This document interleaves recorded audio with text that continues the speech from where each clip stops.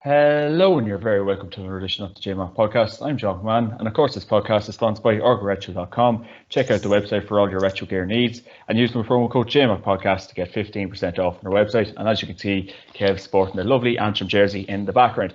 And today, I'm joined by former Armagh keeper Paul Laherty, former Antrim stalwart Kevin McGurty, and former Cork All-Star Daniel Goulding. And today we're here to talk about the weekend's action gone in, league review of it, and a preview of this weekend's action. So really looking forward to this weekend and really looking forward to chatting about last weekend's action. So I'll start off with yourself, Paul. How are you keeping? Not too bad, lads. Not too bad. It's getting closer to the weekend. Can't wait. Happy days. And what about yourself, Kev? How are you? I have a lot of anxiety, I suppose, looking forward to the weekend with this England match, so I'm bonfire season. The Paul Hardy doesn't see it down there in Crossmaglen, So no, we don't let them in. Well, yeah, there's not many things that get into Crossmaglen. You stop them, Hardy. But yeah, so look, last week's action. Look, we're coming to the cut and thrust of the championship now with semi-finals and stuff. So we're going to see more competitive games. So looking forward to that. Yeah, definitely. Ready to shout it out. And what about yourself, Daniel? How are you keeping? Yeah, all good.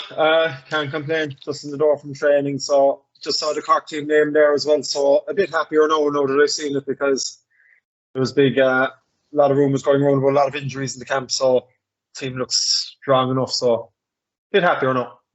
Yeah, definitely. And one we're looking forward to now. Hopefully Cork faithful are really looking forward to it, and so we can crack into last weekend's games, lads. The first game of the weekend was Monaghan against Fermanagh. Monaghan coasting home to victory here. Monaghan 121, Fermanagh's 14 points, and Paul, a very convincing win for Banty McInerney's men. Yeah, Monaghan seemed to be slipping it up the gears rightly. Banty back in the change rooms and that there.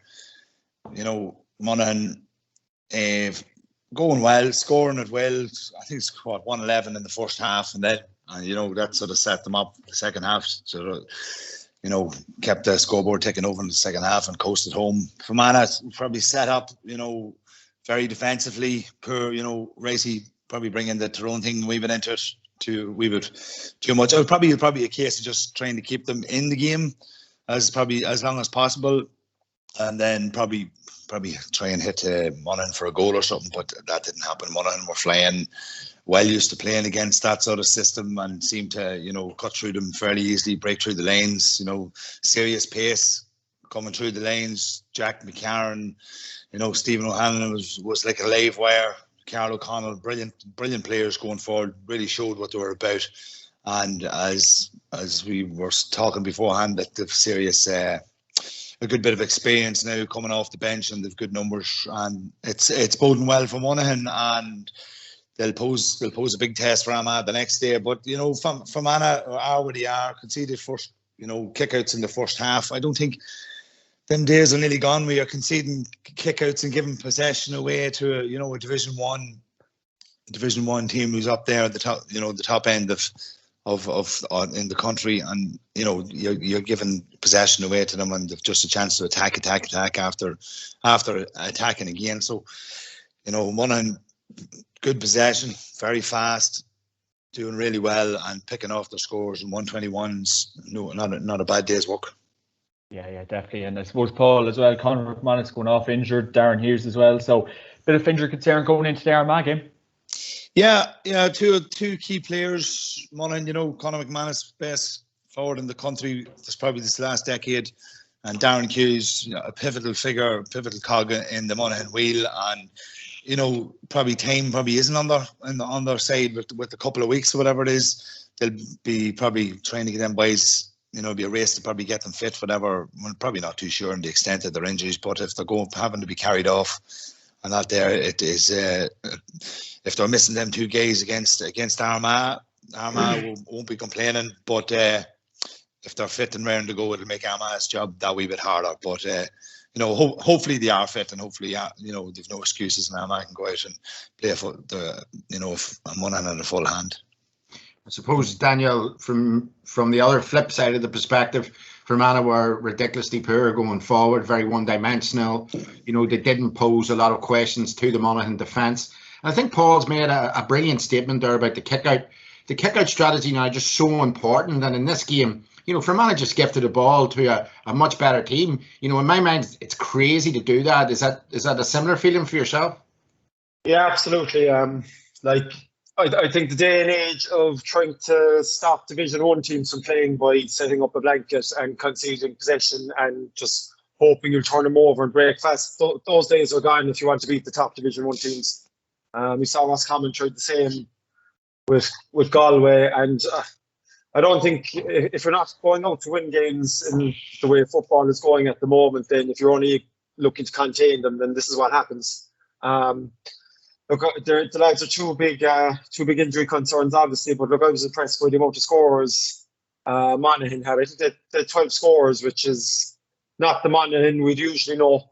We'd usually have McMahon probably scoring 75% of their scores. So look, that's very encouraging from them, and I think they did well in the league without him as well for the majority of it. He was only coming on for most games. So look, that's encouraging going into the Armagh game. But yeah, I think I saw there was questions about some of the Fermanagh guys' attitude and if they even wanted to be there. And I don't think Ricey was too happy about it after the game. And he was saying, like, when you see the manager come out saying that I'm not chasing anyone to play for their county, like their bad vibes to be coming out of any setup. And I suppose that's the kind of result you get when those vibes are in there. Yeah, definitely. And a bit of work for Ricey to do down for Fermanagh, and we will wait and see how to get on next year. And the next game on Sunday, you had Roscommon against Galway. Roscommon 12 points, Galway 2-11. And Daniel, a poor enough game, and we just didn't really expect that kind of a performance from Roscommon, did we? Oh God, I watched this game, lads. Oh my God. Sorry, no, but like I'd be like I understand the concept of playing a blanket, but I've never Roscommon seemed to take it the ultimate type of blanket. They had their 15 men inside the 45 at stages, like and like the killing thing for Roscommon is actually a very good forwards, and if they went at Galway, I think they broke at Galway 3 or 4 times and totally opened them up and got handy scores. And I just was thinking the whole game, God, would you ever just go out and play 1-on-1 against them and play with one sweeper maybe and take the game to them a bit and see how it goes. Fairness, Galway were patient. I think the goal just before half time kind of finished the game really, because Roscommon didn't really know what to do when they had to go out and chase the game. It was like they were programmed to play 15 men behind the ball, and after that then they ran out of ideas.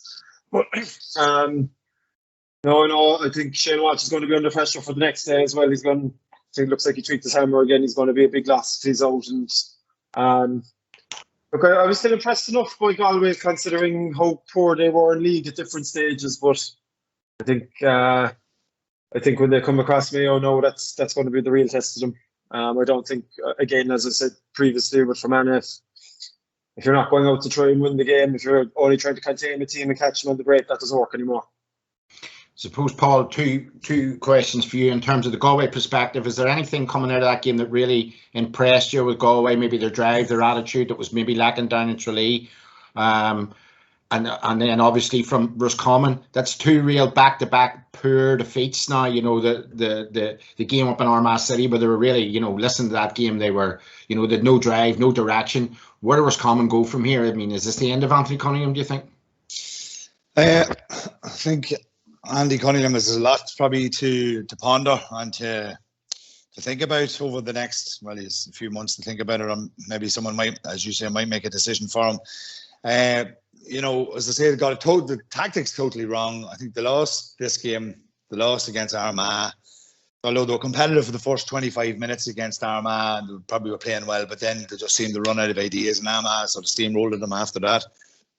And then, that was in the, to stay up in Division 1, which is, there was a bit of cut and thrust to that game. There was something on the wire to be played for. And, the conditions on Sunday, 15 men behind the ball, slippery, wet, very hard to sustain that type again, what they were trying to play. A lot of mistakes, to see, as Daniel alluded to, the Murtas and the Cox behind the ball, good forwards, you can play, it takes goals.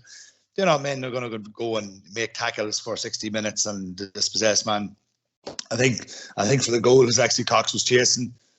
Was it Sean Kelly? I think he actually gave up the ghost, and Sean Kelly went on and I think created the goal for I think it was Walsh, but it was totally wrong. And I think Stephen Poacher seems to be in there now in the Roscommon setup, and it was a totally different setup from when they played Armagh. They went men behind the ball, so they were taking a trick out of his book, and they didn't seem probably to have enough time spent on if they were going to go down that road to play that system, because that system, you need to be at it day in, day out. You have to be eat, sleeping and drinking it, and it doesn't happen over the 3 or 4 weeks that probably was in between the games. So it was probably it just didn't happen. And that style of football, I think we were talking about earlier, it's prehistoric. This is too many teams have caught on and know how to play it and attack the lanes and breaking lanes, and it can be easily tactically out thought now at this stage. But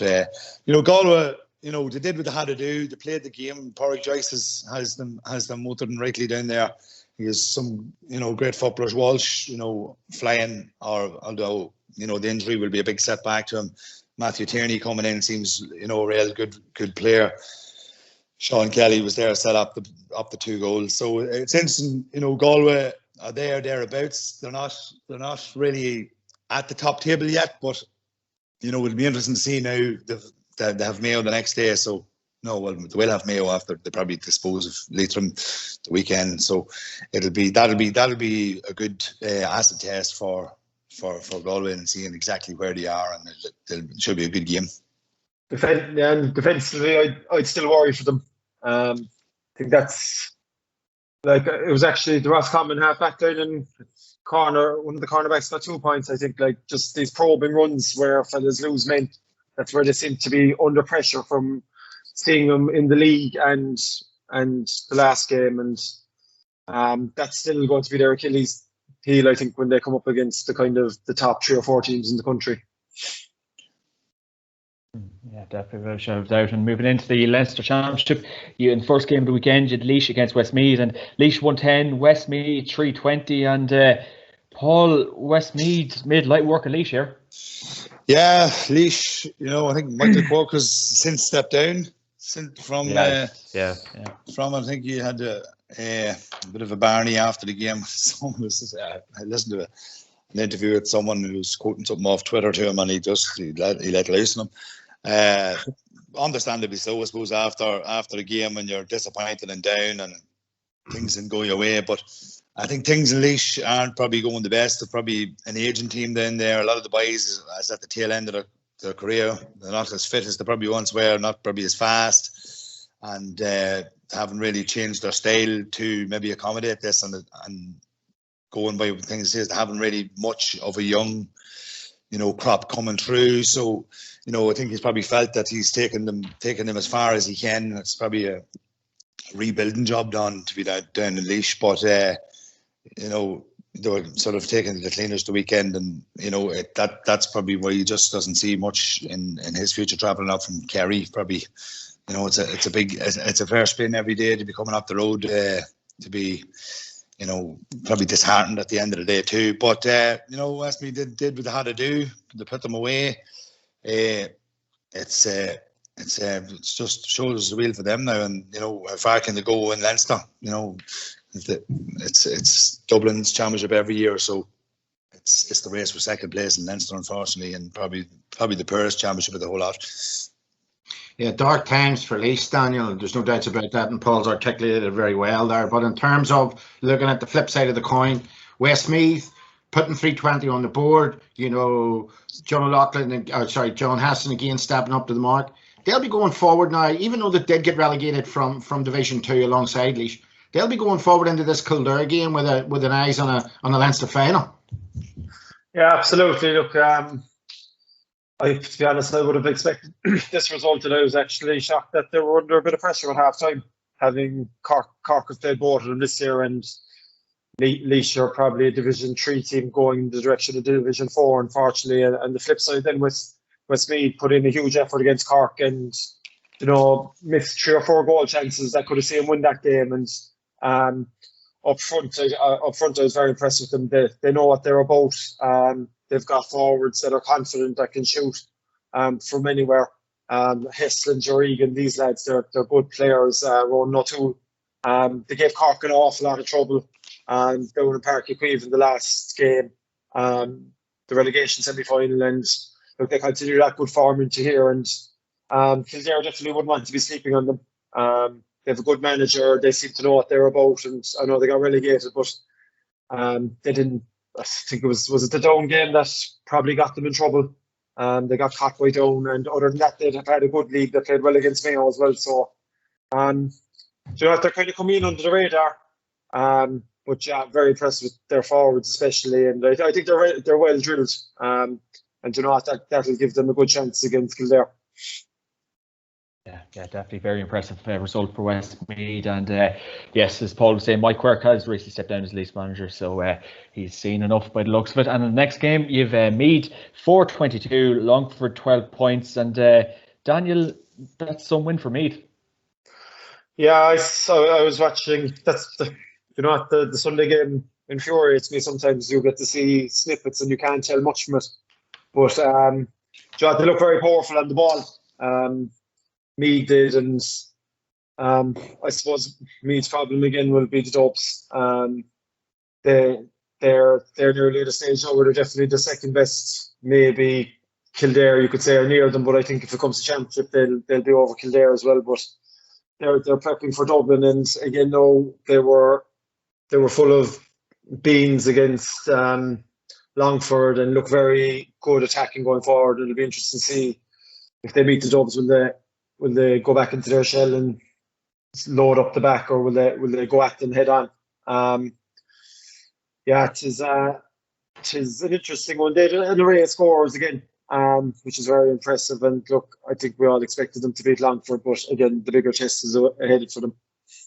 Yeah, Paul, just on the flip side of that then, in terms of this result is sort of an advertisement for looking at that two-tier championship. I mean, that doesn't do Meath any good, and it certainly doesn't do Longford any good moving forward. No, that's the thing, and it's, we're reiterating it every year that the championship in the provincial setup is fundamentally flawed. You have that result made. You have Mayo going to go against Leitrim this weekend. You have several other results there that have been absolutely one-sided and absolutely no good to the teams going forward. I know they're probably trying to bring it in with the Super 8 and that there, but they're still, it's going to be hard to change anything fundamentally because of the provincial setup. You have your Ulster councils, Leinster, Munster, all that, and they'll want to keep their status quo. So, but who wants to see an absolute? Who wants? It's very hard for players to opt themselves to go out and get a 20-point drubbing every time they go out in the championship, and it's disheartening. And why are they going to slog through the muck and the dirt when they know that we have Mayo now in the championship, and we're going to we'll probably get a lot of league games inside, but then ultimately the championship's a dead duck. So it was all right for the likes of us who played in teams that were competitive and gonna go there, but for players for the lesser counties in Division 4 coming up against Division 1, the league football is probably a better competition at the minute, where you're getting competitive games. I can testify to that. But the league's probably a better competition the way it's run. You have 7-8 games, and every team is near enough on the same level, and you're getting competitive games day in day out. Whereas the championship, you have to wait till it's provincial finals and quarterfinals, semi-finals of the All Ireland before you're looking to get the real competitive and quality games in. So it is flawed. It's been talked about for years, and that it'll be a slow change, but that's not good enough for the teams at the lower end of the table at this stage. Yeah, like if you look at any sport in the world, any good competition, you take the NFL, the basketball, even the Euros, every team has a chance of beating another team. And unfortunately in the provincial championships, that's not the case. And I was watching even the All-Ireland final last year, and we could all think that Mayo had a great chance, but I was watching it with a Kerry man who's mad into his J, and we were in the pub having a pint, and he just back turned it. He said, "I'm not watching that. Why would I watch something I know the result of?" And it's like, that's an All-Ireland final. Like, that's the biggest game of the year, and to think that you have the first 3 or 4 rounds of championship are the same, it's just, I think something needs to be done of it. Like, sport, the best thing about sport is the competitiveness of it, and that having a chance to win every game you go into. And I think they're just turning away people. Like, you take Cork and Limerick now. Cork have suffered with, like, there's 3,500 allowed into Gaelic rounds. There won't be 3,500 there, like, I'd imagine, which is mad when you think of COVID and everything, and you won't have 3,500 people there because of what's happened to the J and the provincial championships. Daniel, just a quick question: who bought the pints? The ticket wasn't the carry man anyway. He's not one of your traditional carry men. He's half sewn into Cork now, so he's not the worst of them. You've converted him, huh? Yeah, we've half converted him anyway. No, he's still laughing at us, all right, though. That's the worst about it. So brilliant stuff. And in the next game, you had Wexford 7 points, Dublin 15 points. And Paul, is this Dublin dominance coming to an end? Yes, writing's on the wall. Defeat is imminent. The ship has crashed. Well, listen, sure.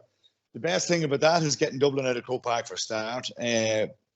Whatever chance to have us in a more competitive game is probably out of Croke Park, where it's basically, as we know, a home ground for them. And I'd say, if, as Kevin says, the flip side, if the game was in Croke Park, it probably would have been, there probably been 15 more pints in it. But the fact that they got them down the road and that they put it after them for so long, were well organised. They didn't have a great league in that there, but they managed to, obviously keep the score down for a start. Dublin only scoring 15 points. They usually throw in, a 126 or 128 in games like this, and absolutely steamroll the opponents. But it was whether it's heartening for the rest of us, I don't know. It was just Dublin probably going through the motions, getting over the line. Desi only back on the sidelines. He didn't. They didn't set the world afire, but I suppose all the credit has to go to Wexford for such a good performance, and putting it. I think the crowd was actually clapping them off the field for being for such a spirited performance. So yeah, it was heartening for them, and they'll be buzzing to get back to training probably next year. They came so close to the Dubs at this stage of the championship. So unfortunately, things probably will only get more adventures for the Dubs from now on. Daniel, are you as enthusiastic as Paul about this Dublin venture being crashing and burning? And I'll just remind you that tonight they set out a press release. They're playing tonight maybe in the Under-20 Championship. Mm-hmm. And of the team that was beaten in the All-Ireland final last year by Galway by a point, 12 of them are starting again this year. Jesus so Christ. In the first round, 12 of them start tonight, I think it is to play. So, this juggernaut comes on, but this is probably Dublin's worst performance, I would say, over the last 4 to 5 years. I saw a stat there on Twitter during the week. It's their smallest winning margin since 2013 in the Leinster Championship against Meath. Like, when you think about it, it's insane. Like, yeah, I think the average winning margin was 17 or 18 points, I think. Yeah. No, I will say there's been a lot of talk about Cluxton and this and that, but they will be a different team without Cluxton, and they'll be far more vulnerable without him. And they mightn't get the test until they get to an All-Ireland semi-final or final, but I definitely think it's going to open things up a small bit. Look, I suppose they went through the motions a bit, which is unlike Dublin as well, which, it'll be interesting now to say, like, they could turn this around and win by 15, 20 points the next day, but if they do get beaten this year, you can say there's warning signs there. But yeah, you'd expect them to up it the next day. But look, you'd be delighted for Wexford, in fairness, because even when we were on this podcast talking about them earlier in Division 4, like, all we were talking about was doom and gloom with them. So, there's a lot of credit due to them as well. But yeah, it'll be interesting now. I just assuming Kerry will get out of Munster, I'd love to see just a Kerry Dublin final and Kerry go at them and see, give them a really good test. But there's a lot of games to go before that. Okay, it would be remiss of us, John, if we didn't actually speak to Paul for a second, obviously a guy with 10, 15 years inter-county experience, about the Cluxton issue. It's obviously having an effect. It's a sideshow almost at the minute. So how do you deal with that? And if it is the end for Cluxton, the legacy that he leaves in the game as somebody that's played in that position, you know, what would it be? Well, first you probably start with his legacy. He's obviously probably the greatest goalkeeper that ever probably played the game. 8 All-Irelands, captain 6 of them. You know, a fantastic shot stopper, the king of kickouts, restarts, whatever you want to call it. You know, his legacy is there for everybody and forever. You know, they had a fantastic keeper before that, John O'Leary, for a long and many a year. And since Stephen's come in, he's just taken the whole thing to, you know, he's actually just revolutionised the goalkeeping position. You know, from being just throw the dud in the goals and kick it out, to being probably one of the most important, probably the most important position, especially in county football at the minute. You know, the pressure on keepers now to emulate what he has done is probably as high as any other position on the field, from your free takers or anything else. So, you know, God help all the goalkeepers in the country from now on that has to try and emulate him. But listen, he's been fantastic servant to Dublin. He owes no one in the GAA anything. But I think probably what's happened or what's happening is, I probably think Stephen's probably retired. He just probably didn't want to make a big fanfare about the whole thing, because he, you know, traditionally he's been a quiet enough sort of soul and doesn't do too much media or anything like that there, and no big announcements or anything like that there. But excuse me, the fact that it hasn't happened or something hasn't come out to get it out of the way before the championship has started is peculiar. Whether there has been a Barney with Desi or that there is you know, questionable, or we haven't really got the clue. But I think to be fair to his teammates and probably to Evan Comerford as well, it should have been all sort of dealt with before the championship start, because it's a really short window here. We've only 6 or 8 weeks in the championship, and obviously Dublin are going to be there for the duration till, as Daniel says, probably hopefully get a final with Kerry or whatever. But I think it should have been done before the championship to get it sorted out, but now it's dragging on. It's a wee bit of a fanfare and a headline act. Everybody wants to know what's going on, and the longer the uncertainty goes on in the media, anyway, they're gonna make a deal about it. But I think he's gone. I think if he wanted to play, he'd be in there with the team beforehand, before the championship, to get his place or whatever. But I'd say we've seen the end of him. And I wonder, I'd agree, Paul, as well. I'd wonder, this is the old Jim Gavin used to be at this as well with Dermot Connolly, like, just using this to distract them from what they're about. I'd be shocked if Desi doesn't know exactly what's going on, or the team doesn't exactly know what's going on, and they're just keeping a lid on it like they do with everything. And you know what, they let the media talk about it away, but I'd imagine inside their camp they know exactly what's going on. And it'll be Evan Comerford's job for the season, and whatever noise is outside of their group, they don't listen to that noise in media anyway. I wonder, it was saying with Dermot Connolly coming back, will he not come back? Will he come back? And I wonder, is it just a smoke screen for them just to go in under the radar again? But yeah, I'd be amazed if he comes back. Yeah, I'd be surprised if he comes back. And smoke screen, it could be that there, and maybe to keep young Comerford's position from maybe from the scrutiny, you know, that Stephen's gone, he's the new man, and everyone's going to be looking at him and comparing him, and which isn't fair, probably, because he's his own man. He's a hell of a good keeper as well, and he's very good at his restarts and that there. But he's he's played probably a lot of league games between. You know, Stephen hasn't probably played too many league games the last few seasons anyway. He's probably come into the tail end of the league and go back in for championship. So, as you say, it could be a smoke screen and to keep Everton outside the wee circle, and probably maybe could be happy enough to do that. Yeah, and the Dermot Connolly thing, but yeah, it could be something down them lanes. And yeah, but I'm surprised it hasn't been dealt with before the championship to get, you know, if last week's news is this week's newspaper wrap or chip paper wrappings, as they say sometimes, and get it done and dusted. But maybe just to keep the pressure off young Comerford, maybe for the time being, they could have went down that road. It's funny way of going, but as you say, they're all talking about Cluxton. They're not talking about the Dublin team as such. Yeah, I suppose they'll maybe meet up in a North Dublin playing field, this weekend, maybe 2 or 3 of them socially distance and talk about it. Oh, get the dig in there, Cavi boy. Have to. Yeah, well, a few things worth noting, lads. Cluxton, he played for Parnell's club during the week, and it's interesting, as Paul was saying, not announcing it before the championship and everything comes with it. Dublin being a professional setup. Is there something wrong in the Dublin camp? Is it upheaval, getting trained during lockdown? So, Kevin, it's just an odd situation, I suppose. Yeah, look, I mean, the manager has to take control. It mightn't sound great now. I had the honour of meeting Neil Lennon not so long ago and having a good chat with him. And he was talking about sideshows and media and noise and how you deal with that.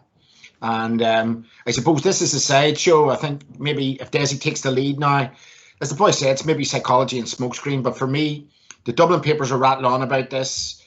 Paul's right. Generally, this week's news, next week's chip papers. But look, the Dublin press will go on and on until they get something definitive. And the sooner that comes out, the better for Dublin moving forward, in my opinion. It gives Comerford that security that he's there. Somebody isn't going to come in at the semi-final and, take this away from him. But Paul's absolutely right. I think Evan Comerford has an All-Ireland club medal, possibly.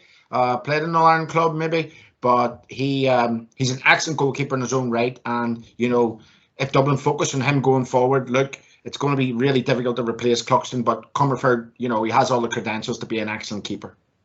Yeah, definitely an intriguing situation at the minute, and one hopefully Dublin can get sorted very soon. And the next game, Kildare 115, Offaly 13 points, and a good win for Jack O'Connor's men, Daniel. Yeah, look, I suppose nip and tuck in the first half. Offaly, I suppose, carried on the momentum from the last week's win, and I think, look, Kildare's, I suppose, playing in Division 1 and just probably being that bit stronger all over the pitch told, and I suppose they had a match winner, Neil Flynn, as well, and got the goal kind of that changed the game, and his dead balls were awesome again, as they've been all through this year. And I think Jack O'Connor will be happy with it again, maybe probably going under the radar a small bit as well, and kind of improving as they go along every game, and be interesting to see how they fare coming into the Final Four. Yeah, Paul, just on, I suppose, Kildare, it's really job done for them this year. Now, we've talked about how weak and frail the Leinster Championship is, but they've now got back into Division 1. Anything now is just a bonus, really, isn't it? Yeah, I think all Leinster teams is just trying to build towards probably getting up the leagues and getting in, obviously, Division 1's where you want to be, a bit like Armagh, trying to get up to the top table and play the top teams, regularly. Obviously the Dublins, the Mayos, the Kerrys, and that's where you need to be. And, to measure yourself against these guys in the league for a season or two at least, before maybe making the transition to playing them in Championship and tail end of Championships. It takes that bit of a turnaround. And as you say, obviously they're not going to win any Leinster titles.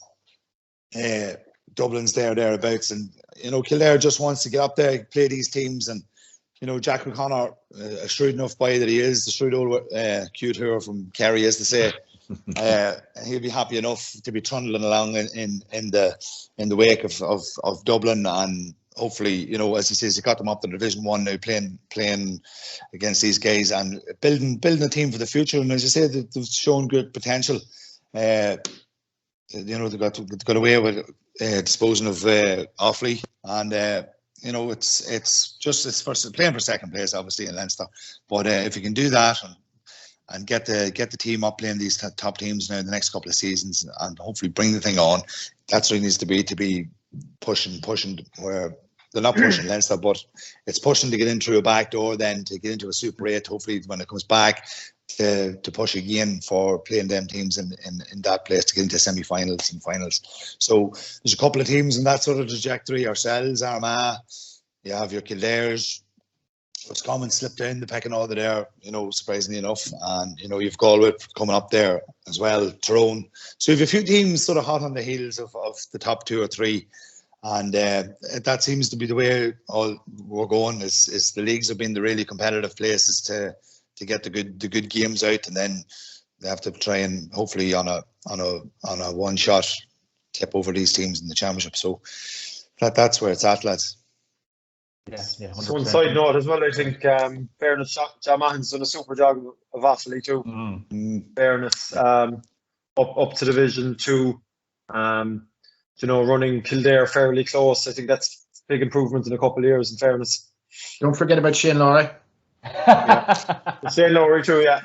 Cash is king. Cash is king, yes. He's there for a few years now. You'll see probably a vast improvement. And, well, don't forget the hurlers as well now. He probably is he over the whole county, or is it just the footballers he's taking care of? I think it's the whole county, if I'm honest with you. Whole county. Yeah, so and his father played a bit, didn't he? Brendan, yeah. He played in the 82 team against Kerry, so yeah, it's in his fair play to him. Some commitment, and great to see it. Yeah, definitely, without a shadow of doubt. The next game of the weekend, you had Armagh 4-15, Antrim 14 points, and Kevin, what was the verdict of this one? I'm just talking to Paul off screen about it. I suppose he used an excellent word. There was a gulf in class and player. The way that Armagh held the ball, Antrim's sort of tactics I would be quite critical about. We talked earlier on with Daniel and Paul about the Fermanagh game and not pushing up in kickouts. I think it was, I've got it down here, I think it was 62 minutes, that before Antrim really pushed up, and they were never really in the game. I think McGeaney was very honest with them afterwards. The game, very honest in his assessment. Armagh were a wee bit sloppy at times, but look, they had to get the job done. They went in, Rory Gruden gets the goal early. I think it was 11 minutes. And he could have had another one just a couple of minutes after it as well, which would have really killed the game. In fairness to Antrim, give them credit where it's due. Conor Murray tried very hard. The one big thing coming out of the game, I was just thinking about this on Sunday night. Armagh's cornerback, I think his name was Finn, was exposed a few times on Oran Eastwood one-on-one. And Oran's a very young lad, maybe a wee bit wet behind the ears.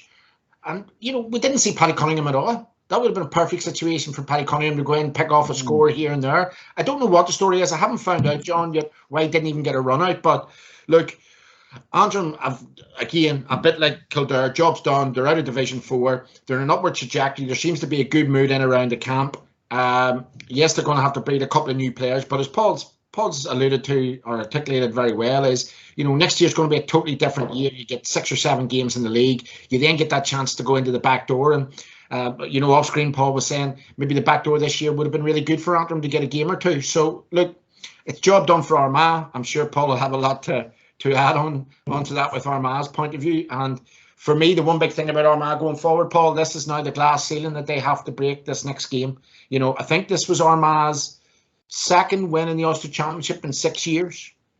So, yeah, the Ulster Championship hasn't been a happy hunting ground for Armagh this last probably, as you say, probably 6 or 7 years.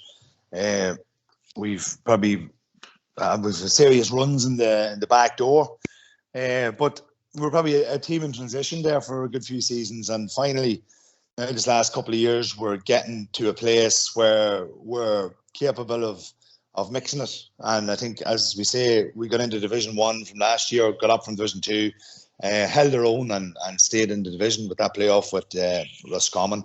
So we're seeing the fruits of that. And, we have brought on a lot of good players. We've serious forwards. I think we've really, really good forwards. And I think our defence probably last year probably was the letdown. We scored heavily enough against Donegal last year in Ballybuffet, but we conceded 23 or 24 points. So that's really has to come on a brave. And I think Geezer's addressed that to a certain extent this year. We'll finally find out. I suppose I know we're playing Antrim. We're up in the Division 3, and we've played Division 1 against, and had a couple of good results against Donegal and that there. So. We're threatening to, sit at that top table and maybe take a share of the spoils off of a few of the bigger teams. I was really impressed, and I suppose Antrim have getting the plaudits all week.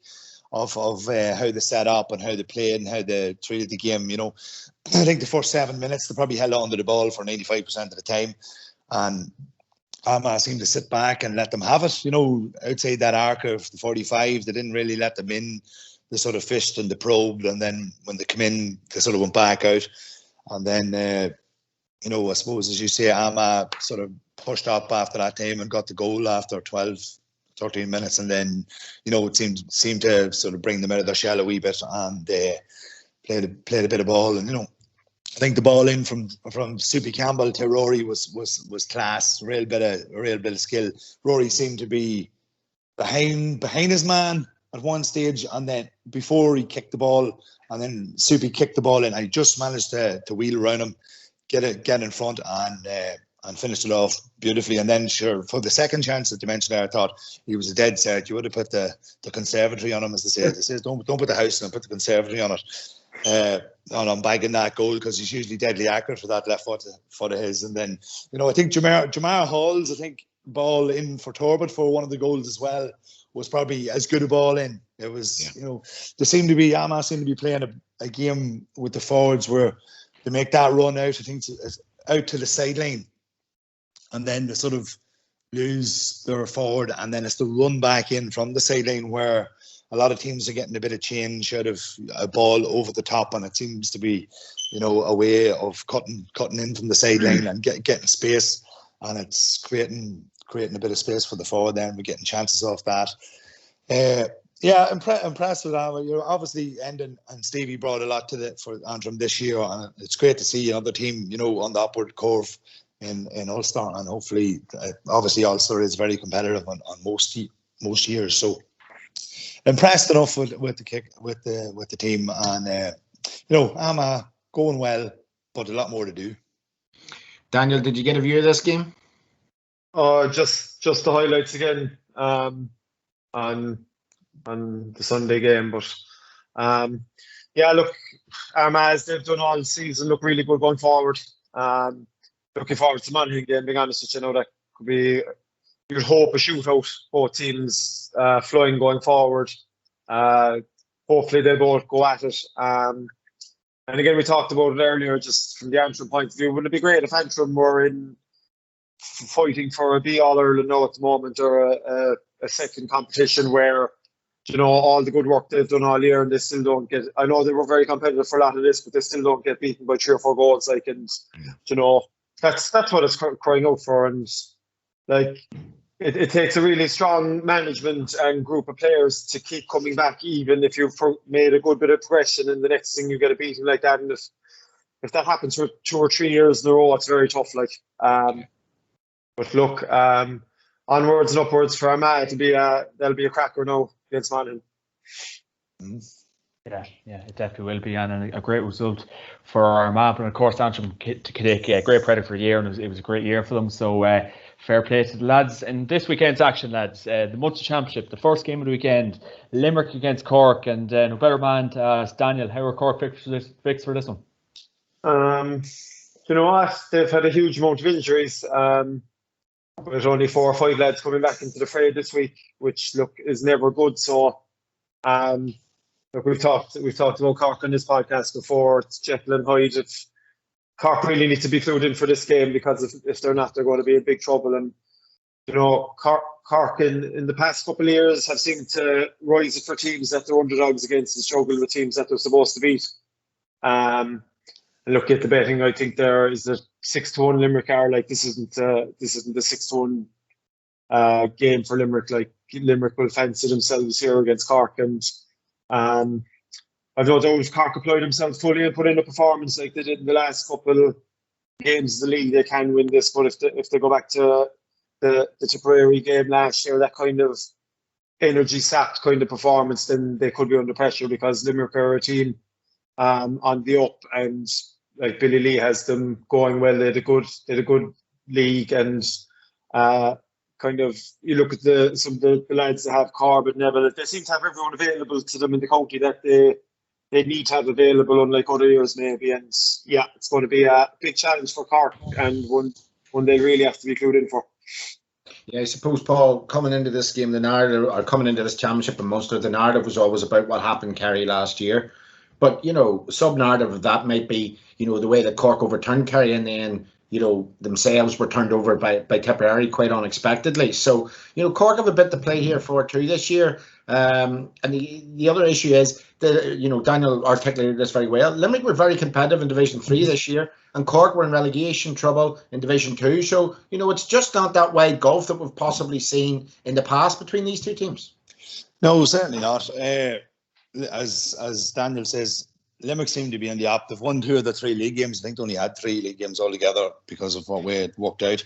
Yeah. And then let's not forget they've hammered Wexford, who run the Dubs seriously close. You know what I mean? So, as you said, there isn't that goal for class.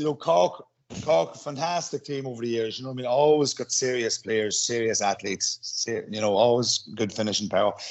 Probably frustrating league form, conceding lots of scores this year. But I do think they'll just have the beaten Limerick. Although the big loss, I think Killian O'Hanlon's out as an ACL. Kieran Sheehan gone from last year. But I think with Luke Connolly, Mark Holland, Brian Hurley and Rin Dean, they've enough scoring power up there to probably get over the line. But last year's, them beating Kerry, and Kerry been red hot favourites. Probably stuck a dagger in the heart of Kerry, But then not to follow it up the next game, that was probably the most disappointing thing with Cork season last year, probably beating the second favourites for the All-Ireland and not going ahead in the Munster final. Although it was a close enough run thing, I suppose, and all credit to Tipperary for that. But I still do. Although we do fancy that Limerick are on the up, I think Cork will shade it by a couple of points the weekend. Yeah, definitely. And one game we're really looking forward to. The next game, you have Tipperary against Kerry. That's going to be an intriguing game to see where Kerry at, and where to kind of get an All-Ireland this year. So not a bad test for the Kerry men, Daniel. Yeah, look, Cork, I think played Tip a couple of weeks ago in a challenge game, and Tipperary were very defensive, setting up, getting ready for the Kerry game. And I think, unfortunately, this is going to be one of these games where Tipperary drop a lot of men behind the ball again and allow Kerry onto them and try and catch them on the break. Same as we've seen with Cavan this year after the highs of last year. They're both seem tippered in the same boat. They seem to be struggling, and I suppose for the likes of Tip to have achieved so much last year, probably playing at 110%, being off it by 10% this year, and they're really struggling. And I can't see anything but Kerry running a score here, unfortunately. Maybe I'm blinkered after what they did to Clare, and Clare were very well set up, and have worked on that kind of defensive plan for the whole year, and Kerry still took it apart. I don't see anything other than big victory for Kerry here again. Paul, I suppose that the issue for Kerry is to combat the ghost of last year, the inconsistency. But I suppose I haven't spoke to you this year yet. What has impressed you about Kerry this year thus far? I think, as we said, probably the defeat to Cork last year still X with Kerry. I think the fact that defeat came, and it was just in the way it was, just with everybody back, and Kerry being the next thing to challenge the Dubs, and last year was meant to be the year and that there. So Kerry this year, they're really, really, really got the bit between their teeth. They put a statement in against Clare last week. I expect them to treat Tipperary with the same disdain and absolutely go to town on them. I think they'll be looking to improve on all the small wee things that's going wrong with their game. They'll probably analyse stuff that they didn't do well, but they've serious outfit this year. Watching the two Cliffords is a treat. It's nearly as good as watching the two O'Neills these days. But they're fantastic. Two McCarthy's. Oh yeah. I played against them a few times too. And you always won, you bollocks. Sorry about that. Apologies. But a serious team. I really. Yeah. All them days, we Yeah, they were great days. They were great So days. moving forward, I suppose for you, Paul, is Kerry the only challenger to Dublin realistically, or actually maybe Donegal and Mayo in that? I think you could probably put Donegal into it. Mayo, I think Mayo have gone off with all the injuries to Killian O'Connor. You know, a lot of boys stepping down from last year. You know, they've a lot of experience gone, but they're doing well to date, and you'll expect them to come through. Probably Connacht, but I think your only real serious bet is going to be Kerry, with a close second, probably Donegal and Mayo to a certain extent. But you know, Kerry seem to have all the artillery. You've seen how they absolutely done away with Tyrone down in Killarney last year. They went to town on them. So we're looking forward to it. Kerry have all the ammunition. They seem to have all the cards, and they have to shape the game coming up against the Dubs. And if maybe there is a couple of chinks in the armour starting to appear, as we said earlier, against Wexford, not there. You know, I think Kerry would be the team to expose it. Yeah. Well, let's wait and see, and we're really looking forward to that. If they can get to another All Ireland final, in the first game of the Ulster Championship this weekend, you have Tyrone against Cavan Saturday night 4:30 in Healy Park. So, Daniel, a massive game for both teams. Yeah, I suppose massive game again. I suppose we don't really know where Cavan are. They've had a particularly poor league this year, and you'd have said Tyrone had a decent league for a new management team until they went down to Killarney. So, look, I still think Tyrone probably will come under the radar here in the Ulster Championship after what happened against Kerry.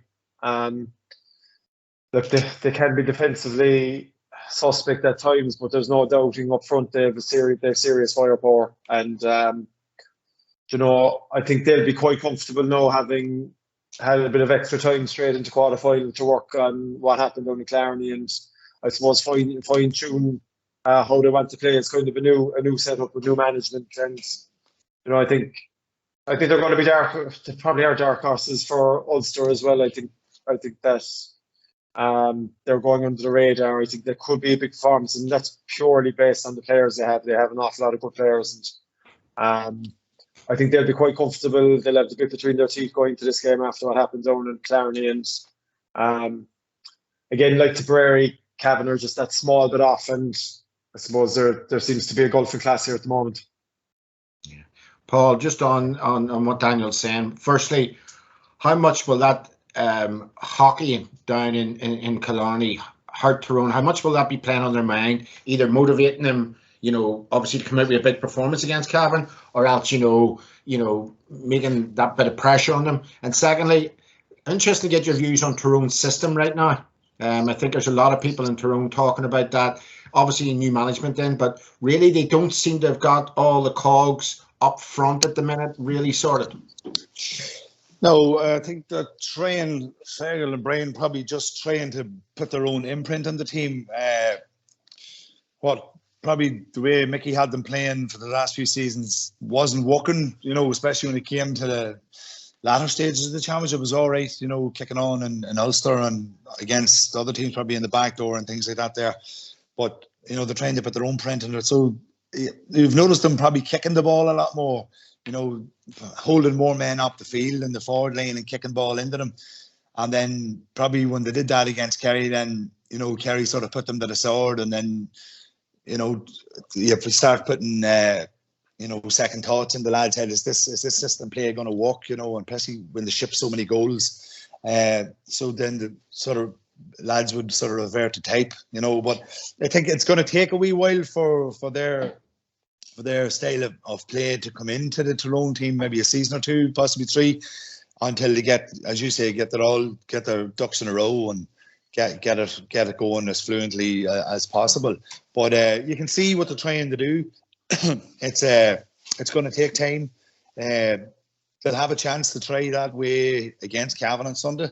You know, they'll probably have men up the field. You know, I think there's rumours of Conor, Jesus, I can't think of his name, or Cathal McShane probably back into the fold. Darragh Canavan, his injury is probably, I think, clearing up too. You know, 2 serious forwards to have on any team to come back into it. But that, in saying that, you know, Tyrone will need to put that performance against Kerry behind them. it will be in the back of the minds, surely, you know, because your last performance always is. And if they can get that out of their minds against Cavan on Sunday, they could play well. But I'm by no means ruling out Cavan here. You know, last year I think Cavan in the championship on the same sort of ebb. You know, no one gave them a chance. Everybody discounted them, and Mickey Graham had them flying. You know, McGilligan and Grode McKenna, you know, lads flying the whole way through, and it took them the championship to put up these performances where no one gave them a chance. You know, I mean, it was probably, you know, heartwarming last year to see them coming from nowhere to tag on. Oh, John's tearing up here. Look, sorry, John. No, I'm laughing. Grode McKenna.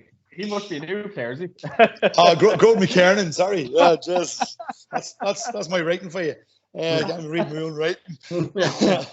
you know, serious big men around the middle of the field. You know, Cavan's game is going to be hit everything that moves, attritional. You know, create chaos around the middle. You know, try and distort the plan that Tyrone have. And who's to say that they can't go on another run like they did last year? You know what I mean? No one's expecting most of them to have the Ulster title now. That's them. But, you know, football's a great game. We don't know what way it's going to go Sunday. And, you know, what state of mind Tyrone's going to be in.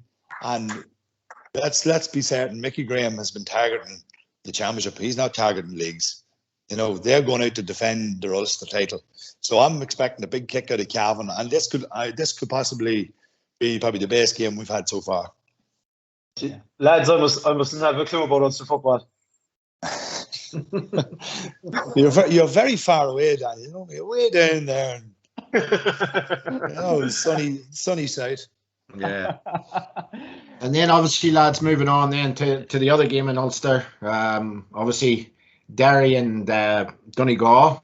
So, Paul, for me, unlike you, this is the game of the weekend for me.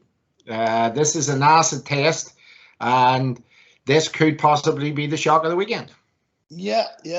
This is another apple dangling there. It could be a fantastic game. Derry, it's all about Derry, isn't it? Where they're coming from, what they're doing, the way Rory has them. He seems to have them fit. He seems to have them strong. The serious pace and power from midfield, half back line. Emmett Bradley, Conor Glass, you know, Gareth McKinless, fantastic footballers. I think for the first time in a long time, Derry have all the players available to them, which is, you know, something that doesn't really happen in Derry because they kill other at club level, and then they come to the county and then they all fall out and tricks and all that. But this seems to be the first year that, you know, they all seem to be singing off the one hymn sheet, and Rory has them all singing off his sheet and the way he wants them to play. So, you know, it is exciting to see how they're going to pit themselves against, you know, a Donegal team that's, you know, probably second, third team in the championship in the country altogether. So really looking forward to seeing all matchups and see who's going to go with Murphy, who's going to go with Ryan McHugh, Bon Gallagher, you know, Chris McKay, where's he going to play? He's going to go half back, full back. Brendan Rodgers, I think he's coming back into fold. You know, McGuigan. It's, you know, it's really intriguing how this game's going to go, and it'll be some shock if Derry pulls this off the weekend. And is it out of the realms of possibility that they could possibly do this?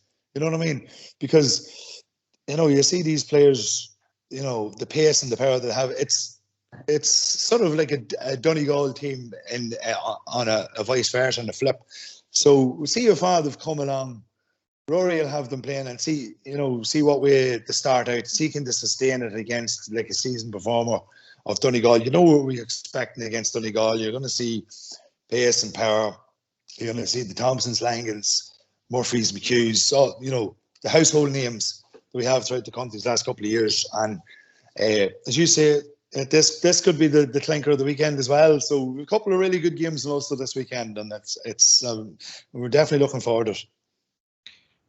Yeah, Daniel, I suppose just on that short word on that game, obviously Rory Gallagher is managing Derry. He knows 95% of these players in Donegal very well. He lives in Donegal. So, yeah, you know, how much of an advantage is that?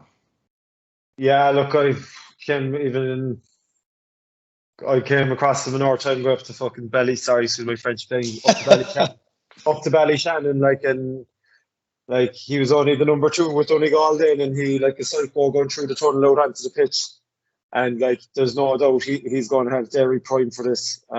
As you said, he knows everything about Donegal, and Derry are going into this like in the perfect position. Absolutely nothing to lose. Promoted. On the crest of a wave, have good forwards up front, have a kind of marquee forward and a good free taker in McGuigan. And like Donegal are going to have to be so clued in for this game, because Gallagher is going to have Derry drilled inside out for this game, probably focusing on it all year. Didn't have a hard league at all, got through the league kind of quite comfortably. It's when it comes down to the last 10-15 minutes, it's going to be the acid test. Donegal have been there. They got caught last year by Cavan. That'll be in the back of their minds, and they're proven at this level to win these big games. And look, maybe it'll be a year or two early for Derry in their development, but it should be a cracker of a game. I hope it is. The championship needs these close games and kind of, good football and tough, honest kind of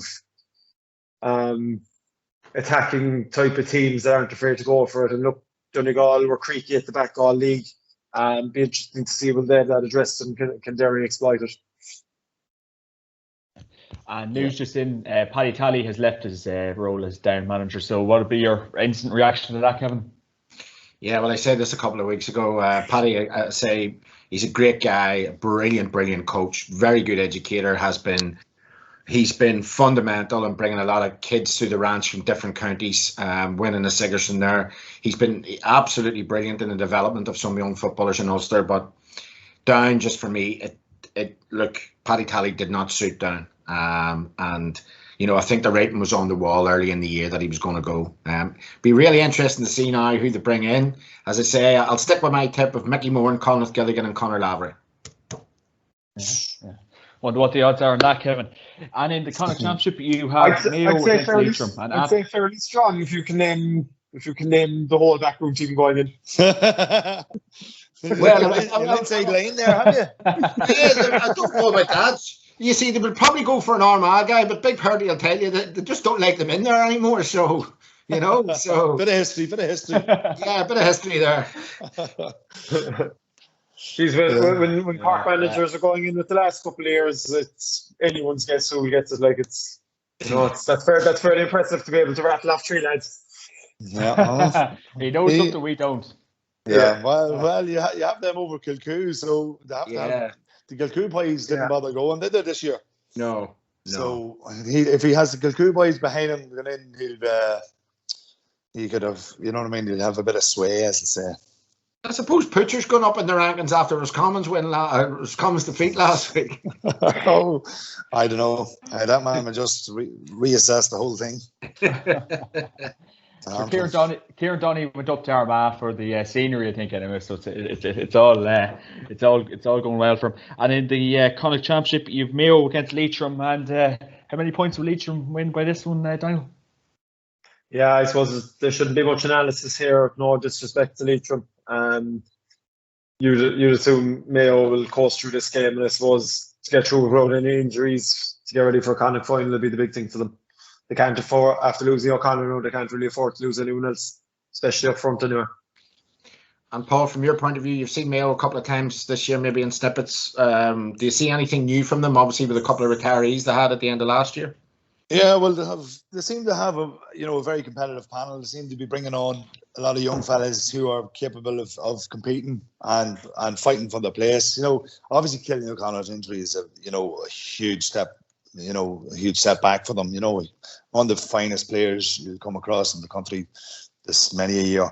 But they seem to the type of player they're bringing along. They seem to have all the attributes. Excuse me, pace, power, athletic, strong, all the things required for Gaelic football. So it just James Horn seems to have he seems to have these players coming through. So it'll just be interesting to see.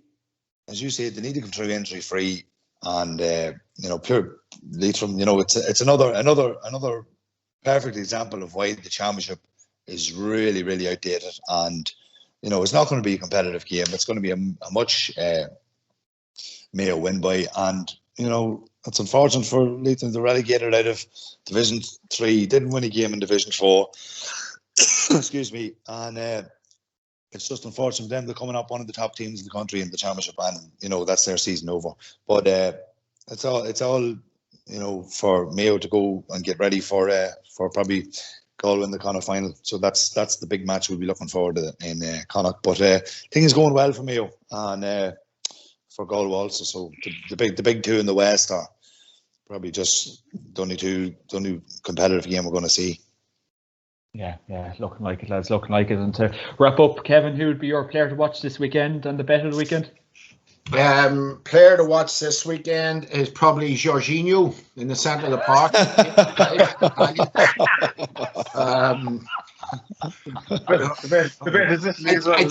played against Paul Hardy's Crossmaglen team, right? And it's some savage size of a man, right? John Donaldson, Francie Bailey, the two McEntees, these guys, Paul himself, a giant of a man. But I'd say Paul Hardy, I'd love the own boy Bonucci and Chiellini in front of him. Jesus, aren't them two lads just legends? For me, the bet of the weekend is possibly Westmeath. I'm going to go for Westmeath. And the player I want to see, very easy. It's time. Conor Glass has come home. He's had a great league. He's now getting in against Donegal in a Division 1 team. He has so much potential. Yes, he's young, but if he puts in a big performance, Derry have a real chance. So going to be really keen to see Conor Glass in a championship sort of style game. Yeah, and Paul, what about yourself? The player to watch this weekend and the bet of the weekend?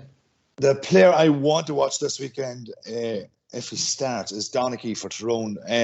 If he was flying at the start of the year, is he going to? I know he was taken off one of the games there. I want to see was he flash in the pan or is he the real deal? And I want to see what way he comes out of this game the weekend. I didn't see the starting lineup, so I'm not sure if he's starting. But that's going to be an interesting one for me. Bet of the weekend. Dan mightn't be too happy with me. I want to maybe Limerick. Maybe Limerick against Cork, lads. Maybe. I said there'd be a couple of points in it, but we'll see. We'll see how that one goes. Sorry, Dan. Sorry. All right. It depends. As I said, it depends on which. I'm not going on holidays to Cork this year. I'll head on. I'm going to Waterford.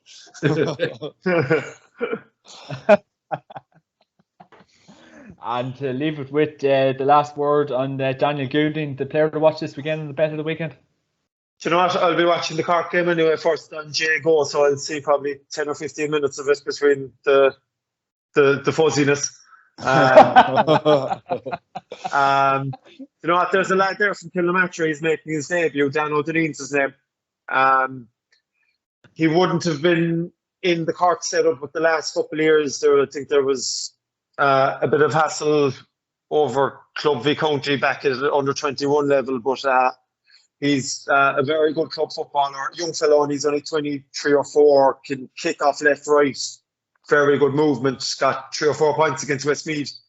You know what, I'm looking forward to seeing him play because he's a bit of a baller and he knows where the posts are and his movement's exceptional. So really looking forward to see him play. Look, I'll have to double down on what I said about Tyrone. I think my bet of the weekend is Tyrone will send out a bit of a statement here. That'd be me being stubborn now. Well, all in odds, I don't know what. Maybe Limerick, you might get good odds of that, but we will wait and see what the crack is going to be. Get on it. This weekend. Lads, that was absolutely brilliant. Thanks a million for joining us this week. And of course, this podcast is sponsored by YogaRetro.com. Check out the website for all your retro gear needs and use the promo code JMAC Podcast to get 15% off the website. And as you can see, that beautiful, beautiful Antrim jersey behind Kevin McGarty's big, lovely head there. Kevin, Paul, Daniel, thanks a million. Cheers, guys. See you later, lads.